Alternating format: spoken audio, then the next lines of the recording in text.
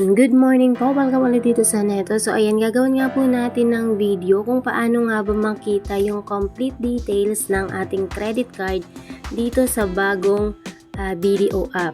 Ito nga po yung BDO online app. Ayan, so marami kasi nagtatanong na bakit tatatlo lang yung nandoon sa BDO app. Ayan, yung hindi talaga makita yung details ng credit card. So ayan, i-check po natin. So maglalagin lang muna ako. Biometric po pala yung gamit ko to log in. Ayan, tapos dito sa my accounts, piliin po natin yung ating credit card.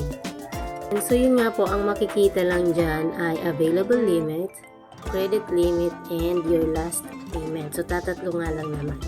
So para makita po yung ating credit card details, pipindutin po natin itong details. Ito po sa baba ng outstanding balance sa taas.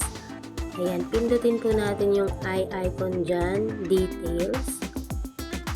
So, ayan nga po, dito nyo makikita yung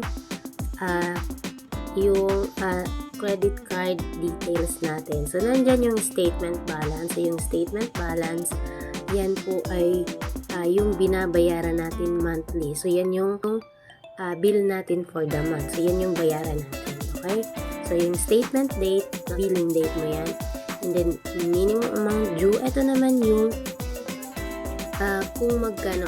So, ito naman yung minimum amount due naman ay yung smallest amount from your statement balance na pwede mong bayaran kapag wala kang pambayad ng buo dito sa statement balance. Ayan.